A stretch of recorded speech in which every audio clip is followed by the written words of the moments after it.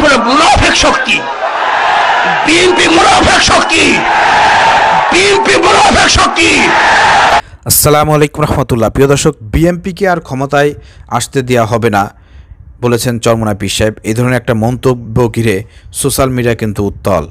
BNP এবং চরমোনাইয়ের মধ্যে একটা দ্বন্দ্ব সৃষ্টি হয়ে গেছে তলে তলে, ভিতরে কর্মীদের মধ্যে। চরমোনাই পীর সাহেবের এই মন্তব্যটি খুব মারাত্মক ছিল। প্রিয় দর্শক, চলেন সেই বক্তব্যটি আমরা একটু শুনে আসি।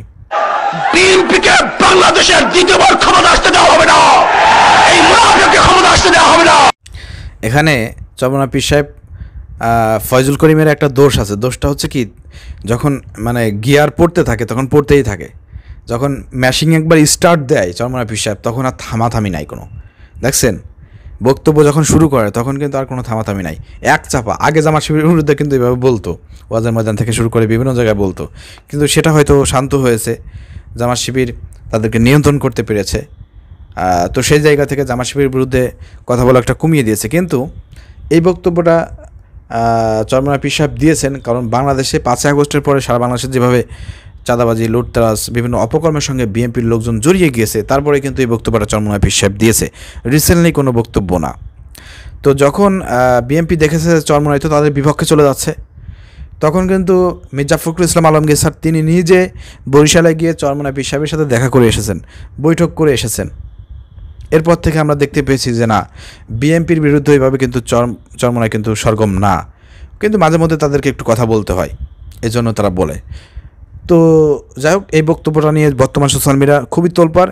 এটা রিসেন্টলি কোনো বক্তব্য না প্রিয় দর্শক, এটা হচ্ছে মির্জা ফখরুল ইসলাম আলমগীর স্যার চরমোনাই পীর সাহেবের সাথে দেখা করার আগের বক্তব্য, যখন বাংলাদেশের বিভিন্ন প্রান্তে বিএনপি, ছাত্রদল, যুবদলের লোকজন চাঁদাবাজি, দখলদারিত্ব, বিভিন্ন অপকর্মের সঙ্গে লিপ্ত ছিল। এটা দেখার পর চরমোনাই পীর সাহেব সহ্য করতে পারে নাই, তিনি ওই জন্য বলেছেন যে বিএনপিকে আর ক্ষমতা আসতে দেওয়া হবে না, তারা মুনাফিক মুনাফিক মুনাফিক।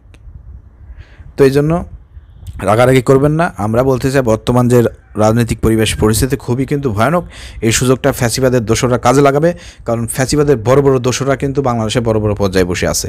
সেনাবাহিনী প্রধান থেকে শুরু করে, নৌবাহিনী, বিমান বাহিনী থেকে শুরু করে বড় বড় অফিসার বিন্দুরা কিন্তু বসে আছে। তারা যে কোনো সময় কিন্তু সবল মেরে দিয়ে দেশটা তাদের হাতে নিয়ে কিন্তু বাংলাদেশে কিন্তু উল্টোপাল্টা করে দিতে পারে। অর্থাৎ সবাই সতর্ক থাকেন। চরমোনাই পীর সাহেবের এই ধরনের বক্তব্য নিয়ে বিএনপির লোকজন প্রতিক্রিয়া দেখায়েন না, এটা অনেক আগের বক্তব্য। অর্থাৎ এই বিষয়ে আপনারা স্থির থাকেন, আহ্বান জানাবো আপনারা স্থির থাকবেন। এটা নিয়ে কেউ বিভ্রান্ত হবে না, এটা অনেক আগের বক্তব্য। এই জন্য আমি আপনাদেরকে বিষয়টি ক্লিয়ার করে দিলাম, এটা রিসেন্টলি কোনো বক্তব্য না, এটা অনেক আগের বক্তব্য। এটা রিসেন্টলি সারা হচ্ছে এই কারণে যাতে আরও দ্বন্দ্ব বাঁধানো যায়, জামাতের মধ্যে, বিএনপির মধ্যে, চরমোনাইয়ের মধ্যে যাতে আরও দ্বন্দ্ব বাঁধানো যায়। এই জন্য আওয়ামী লীগ ফ্যাসিবাদের দোষরা কিন্তু রিসেন্টলি কাটপিস করে এই ধরনের বিতর্কিত বক্তব্যগুলো এখন কিন্তু ছাড়বে। এতে কিন্তু আরও অনৈক্য তৈরি হবে। আর এই সুযোগটা কিন্তু আওয়ামী লীগ ব্যবহার করবে, সেনাপ্রধান ব্যবহার করবে। বুঝতে পারতেছেন কোন পয়েন্টে আসলে এই ভিডিওগুলো ছাড়া হচ্ছে? তো সবাইকে অনুরোধ করবো ভিডিওটি শেয়ার করে সবাইকে জানিয়ে দেন, সতর্ক করুন।